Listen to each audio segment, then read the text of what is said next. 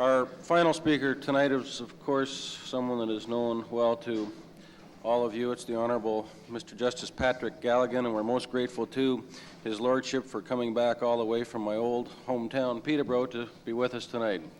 Mr. Justice Galligan.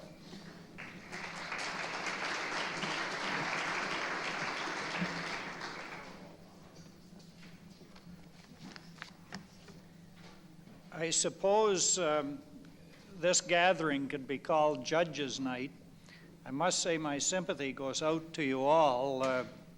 One judge, I suppose, is quite a bit. Two is quite a lot, and I end up happening to be the third. I hope you can tolerate me for about a half an hour.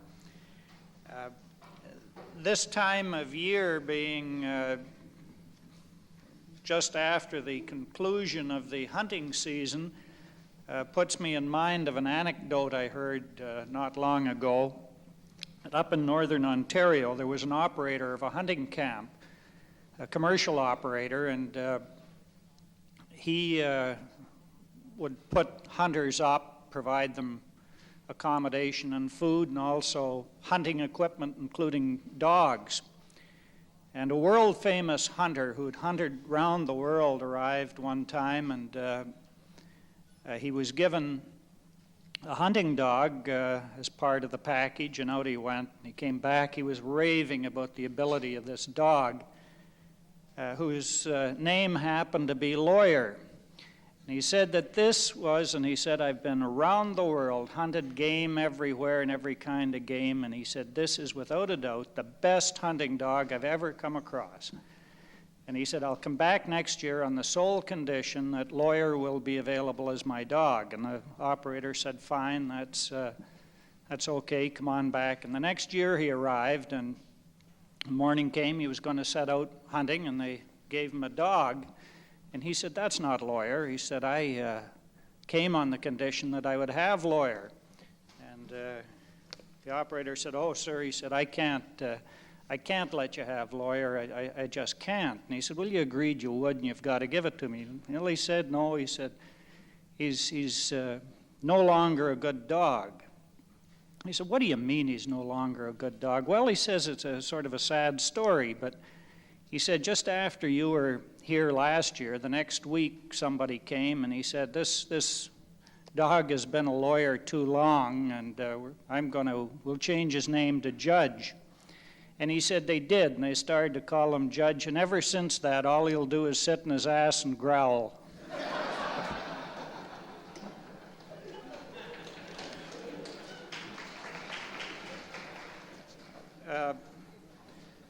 I have been asked to speak to you this evening on the topic of privilege. Now, fortunately for you and me both, the subject has been restricted so that I'm only to discuss the doctrine of privilege insofar as it relates to the communications between solicitors and their clients, and that privilege that relates to communications between spouses. I will discuss those two topics separately after making some general remarks about privilege. Before doing so, I think I ought to publicly acknowledge my indebtedness to Brian Greenspan and David Watt for making available to me recent lectures which they gave on these subjects and authorizing me to make substantial use of their material in the preparation of the remarks that I am going to make this evening. Now, privilege is an exception to any person's duty to testify completely as to that person's knowledge of the issues which are under investigation by a judicial tribunal. Obviously, the job of the courts is to ascertain the truth. And to that end, subject, of course, to the many exceptions that are found in our law of evidence, the prime and fundamental principle of admissibility is relevant. If a piece of evidence is relevant to the issue, then obviously it's admissible and should be told. It follows that, as a necessary corollary to that, that any information which any person has of the issues should be put before the court. Clearly, society has a very substantial interest in seeing to it that the truth is ascertained in its courts. Privilege is a strange doctrine in many ways, and it seems to arise out of considerations of policy whereby it has been determined that there are certain interests which are paramount to the interest of seeing to it that truth is determined in the courts. Privilege is an exception to the obligation upon a witness to testify completely about the knowledge or information that that person has about the issues. Now, really, privilege is not intended to aid a particular litigant or a particular party to the litigation. Privilege is there for the overall public good. And privilege very often amounts to an obstacle to the ascertainment of truth, and the obstacle can only be suffered if judicial policy has deemed certain other interests paramount to that of ascertaining the facts in an individual case.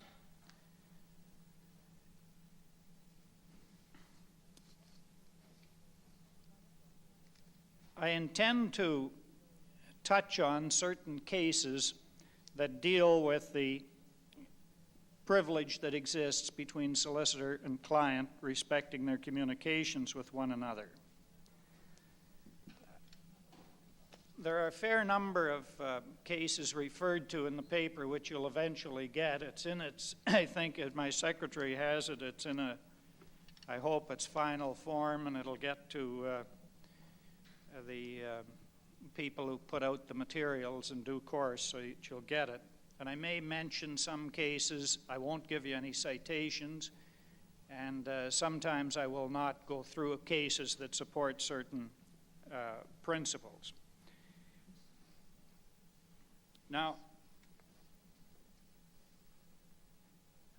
I intend to discuss solicitor-client privilege only insofar as it relates to the communication between solicitor and client. There is another privilege that sometimes is loosely called solicitor-client privilege, but I don't think it is, and that's the privilege that attaches to communications in an attempt to settle a contested dispute. I don't think that that is truly solicitor-client privilege. That type of privilege arises out of the policy consideration that it's advantageous to have parties attempt to resolve a dispute without going through the trial process. I would, if you want to do some research on that part of privilege, there's an interesting several pages in Sapinka and Letterman. Pages are set out in the paper. Now, the privilege accorded to the communication between solicitor and client goes back into the hundreds of years, at least 300 or 400 years. I don't think it's necessary for anybody's purpose that the history of that privilege be reviewed. It is clearly well established. I don't know, I've been accused of being somewhat cynical, but I'll leave it to you to, or at least those of you who are cynical, to wonder why such privilege exists between solicitor and client, while none seems to exist between professional advisors in other fields of activity and those who come to them for advice or assistance. For those of you who are very cynical, you may think that there is some relationship between the relationship between the fact that the judges who propounded this privilege were at one time members of the legal profession themselves. Don't know whether hundreds of years ago, a little professional back scratching went on, but the so-called justification for the privilege being granted to communications between solicitor and client must be based upon the assumption that full and frank disclosure between a client and his solicitor is necessary to proper legal advice and proper legal representation. There are many articulate expressions of the rationale for privilege. The one to which I make reference is that of a former Chief Justice of the High Court, Mr. McCrure, in his report of the findings in his Royal Commission inquiry into civil rights in Ontario. But you'll find that set out there, and there are many other high-sounding phrases that put the legal justification under the privilege that we've all lived with in our practices. Like many other principles, principle of solicitor-client privilege is not too difficult to state, but it can often be fairly difficult to apply. In the recent cases, of course, where it comes up are the interception of communications, whether by opening mail, listening on wiretaps, any other method, and I suppose as we get more sophisticated in our communications equipment, that there will be many ways by which the communication can be overheard. I think when you have specific problems, I've found, and very often the best thing to do is just go back to basic fundamental principles and then try to apply them to a particular set of circumstances. Now, in the early stages of the development of the common law privilege, it was necessary that the communication between a solicitor and client be in contemplation of anticipated litigation or in preparation of ongoing litigation. However, the rule has been substantially broadened within the last 100 years to include information acquired during confidential communications in a professional capacity. Problems can arise in determining whether, in fact, the communication is one between a client and the solicitor as solicitor. As you all know, many times solicitors are officers of corporations, or they do other work that they don't have to be solicitors to be doing that work. It is essential to keep in mind that the principle of privilege only applies when the solicitor and client are doing real legal business. That is the business of solicitor advising in legal matters. If counsel is consulted in counsel's capacity as an officer of a corporation or a trustee of a trust fund or in any other capacity, or consulted to give business advice as contrasted with legal advice, I don't think the privilege will attach. Among the cases that you'll see on this is a case of Regina and Maunder. It's about 15 years old now, and you might wonder why I put it in, because if you take the time to read the case, you'll see it's one of my losers. The case is interesting for another point, and I think it's worth remembering it. If you ever have to consider the problem of the evidentiary effect of documents found in the possession of an accused, the Maunder case has a very interesting statement of the law. If you take a look at the case, you'll find that the prosecutor was the present Judge Arthur Whealy, and those of you who practiced with him in Toronto might be a little surprised to know that at one time he was a very vigorous federal prosecutor. And he had the ultimate compliment paid to him because the trial judge in the Maunder case gave back verbatim as his ruling on the legal issue about the effect of these documents Arthur Whealy's argument to him, which he had submitted in writing. And it was high praise indeed. Now, a logical extension of the privilege is that it extends to not only to the lawyer, his or herself, but to people employed doing the work. And the privilege does extend to secretaries, clerks, paralegals, and those persons to whom it is necessary in the running of a law office to disclose certain matters.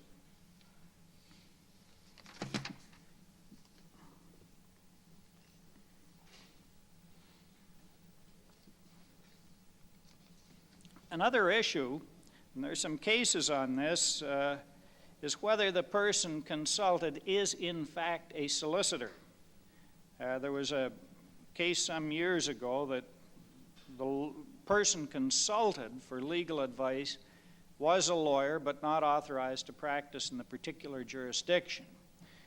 And it was held in the Mammoth Oil case that that person was not a solicitor. I think you'll find more recent authority in this day and age of multinationals will have some considerable amelioration of that stricture. Now, an important aspect of privilege, and another of the hallmarks of it, is confidentiality, and there is a responsibility on the parties to the communication to protect the confidentiality.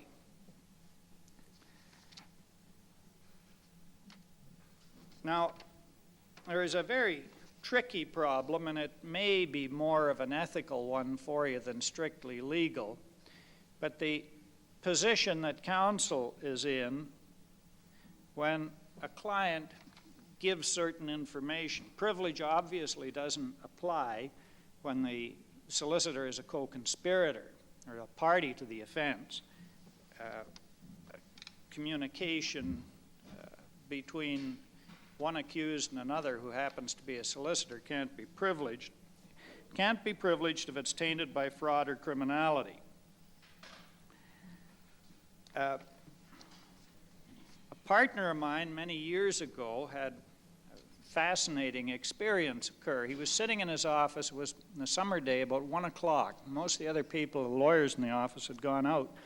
Switchboard buzzed him to say that a Mrs. X, who was known to him, she was a client of his, and also the wife of a client who was a fairly well-known bank robber, and said Mrs. X was outside and wanted to see him.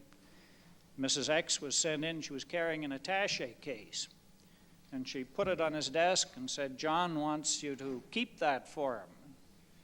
He said, "Well, what is it?" She opened it and was full of money. He said, "Well, what's this all about?" She said, "Have you been listening to the news?" And he said, "No." He hadn't, and she said, "Well, why don't you turn on the 1 o'clock news?" He had a radio in his office, so he turned it on, and there'd been a holdup at a local bank between 11:30 and 12 that morning, and the report was that the bandits were seen heading in a certain direction, a particular car. Well, obviously, here were the fruits of the robbery in his office, and great scurrying around to ask various learned counsel what ought to be done in the circumstances. I can tell you the result of it, and the real issue never had to come out because the Crown got such good evidence anyway they didn't need it. But what was done, he called the police and said, I want you to come into my office. I have something I want to turn over to you, and I have nothing to say about it, but I want to give it to you. So the police came up and had turned over to them the fruits of the robbery, and I think they were able to trace it very quickly to coming from this particular robbery, but the lawyer didn't have to go and testify, and we didn't have the benefit of a ruling on that.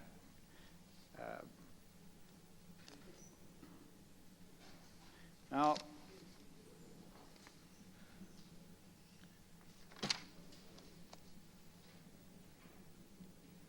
I propose to skip through a fair bit of this because I keep looking at my watch. There are certain obvious exceptions to solicitor-client. This probably won't interest solicitor-client privilege. This probably won't interest you being interested in criminal cases, but it's been held in a number of cases that the instructions given by a testator to his solicitor are not privileged if a dispute arises after the death of the testator as to whether he had testamentary capacity. And very important inquiry into the testamentary capacity is to inquire into the instructions given by the deceased to the solicitor. Now, the case of interception of communications in writing between solicitor and client has recently been considered by the Supreme Court of Canada in the Salhany case. And there, certain letters from a prisoner were intercepted, and the judgment deals with the competing interests of security in a penal institution and the right of the client to confidential assistance from his solicitor. I just refer you to that case if you get into that problem, but there are two competing important principles involved. There is a terribly difficult problem of protecting privilege of documents when a seizure is made in a law office. As you know, in the Income Tax Act, there is a procedure whereby such documents are secured, then they're brought before a judge of the who examines them and rules whether they are privileged or whether they aren't. If they're privileged, they're directed to be returned to the client. If they are ruled not to be privileged, then they are available for the Crown or for the income tax authorities. There's yet no similar provision in the criminal code. So if police march into a solicitor's office and seize the documents belonging to a particular client, there's a difficult problem. It may ultimately be that the court will rule that the documents were privileged, but the police can get at them and look at them, and there might be a lot of derivative evidence that can be found, or other evidence that can be found by making reference to these documents. In the case of Borden and Elliott and the Queen, a procedure on consent was adopted whereby the parties agreed to follow a procedure not dissimilar to that under the Income Tax Act. The Provincial Offences Act has a similar procedure to that of the Income Tax Act. Now,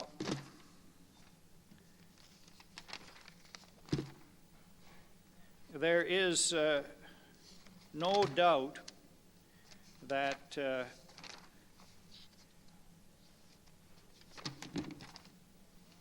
privileged communication intercepted by a wiretap is inadmissible, and usually now the wiretap authorizations will require that the machine be shut down while any solicitor-client intercept is, or communication is intercepted.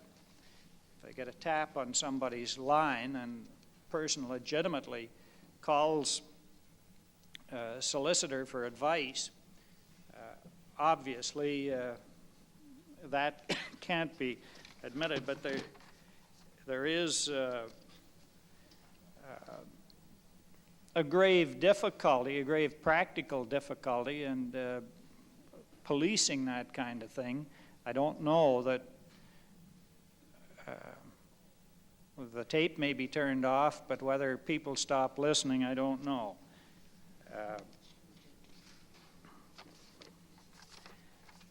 There really is no privilege for any other professional but solicitors.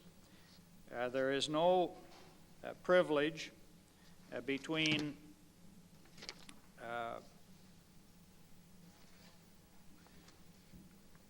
doctors and patients, social workers and clients, clergy and penitents. There is a case you might want to take a look at, a Supreme Court of Canada case that may be starting a trend to expand privilege. It certainly doesn't, but it may be an opening, and it's set out. It's the Slavucic and Baker Collier. It's a case involving a tenure application at the University of Alberta. Interestingly enough, there have been a number of cases recently where journalists and members of the legislature have maintained that they're entitled to privilege between the communications with their confidential sources of information, you know, the deep throats. And whether there's privilege for deep throats or not, I think the courts will find most any way they can to get out of holding a newspaper person in contempt. Now, I want to move on to just say a few words about husband and wife communication privilege. At one time, it was thought that a communication between a husband and wife during marriage was, in fact, privileged. No less an authority than Dean Wigmore was of that opinion, and you'll find it so stated in Volume 8 of Wigmore, and the citation is set out. The English courts, the House of Lords and the Court of Appeal in both civil and criminal cases have said that no privilege ever existed. Judges are weird and wonderful people. I have heard them described recently as mind readers because they read the mind of the legislature or parliament and determine what was in the mind of the legislature at the time they said certain things. And in these cases, they said that this privilege just never existed. It's that examined all the cases, and a lot of the authorities that seem to say that such privilege did exist, but they've come to the conclusion, I think, the decisions would be followed in our courts. So any privilege between spouses, I think you have to find in the statute. There is a rather lengthy section, it's Section 4 of the Canada Evidence Act, which sets out certain types of privilege. But you have to look at those sections very carefully. The Ontario Evidence Act has a very brief section that a husband is not compellable to disclose any communication made to him by his wife during marriage, nor to her by her husband during marriage.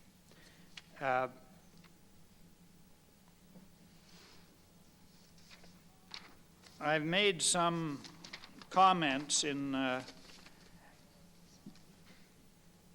there about some, really they're just thinking out loud comments, and they're not worth very much by way of authority, but some ideas I had about the effect of those sections. I think what is very important and an interesting conflict in appellate decisions that may be resolved in the Supreme Court of Canada before very long. As you know, in the wiretap section, there is a provision that any information obtained by an interception that but for the interception would have been privileged remains privileged and inadmissible as evidence without the consent of the person enjoying the privilege. Now, how that relates to spousal communications is this. The section says that any privileged statement remains, or any privileged communication remains privileged. But if the communication simply isn't privileged, and if the English cases are right, that there is no privilege, basically, between a communication between husband and wife, then this section doesn't seem to help. So if a wiretap picks up a communication between a husband and wife in which one of them makes very serious admissions of guilt or some such very important evidence, I kind of doubt that this section will keep it out. Now, the two cases that are conflicting are decisions of the Alberta Supreme Appellate Division and the British Columbia Court of Appeal. The Alberta case, what had happened, a spousal communication had been picked up on an intercept. The Alberta Court of Appeal held that the communication was inadmissible. The British Columbia Court of Appeal held that the communication was not privileged, and that section does not create any new privilege, so therefore it was inadmissible. I'm sorry, therefore it was admissible. The Alberta case went to the Supreme Court of Canada, and the issue was left open.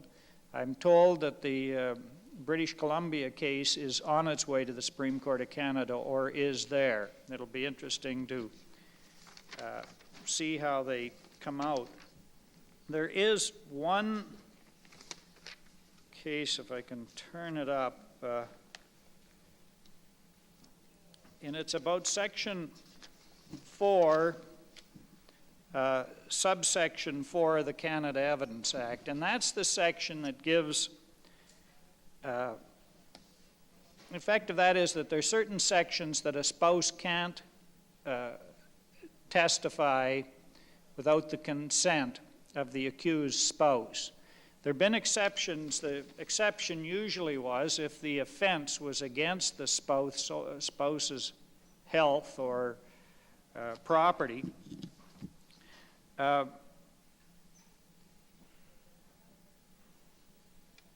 There have been attempts to expand that principle, and a case I commend to you is one of Judge Borins, and it's McNamara, decided a couple of years ago, where he extends the right of a spouse to testify when the injury was not done to the spouse herself, but to one of the children. And I commend that case to you as a very scholarly and articulate examination of that fundamental problem of when a spouse can be permitted to testify against the spouse. And it is, I think, it's a proper enlargement of the scope of those that the spouse can, or the circumstances in which a spouse can testify against a spouse. And if you have to do some research and deal with that problem, I commend the McNamara case to you. By my watch and the clock on the wall, you've had enough. Thank you.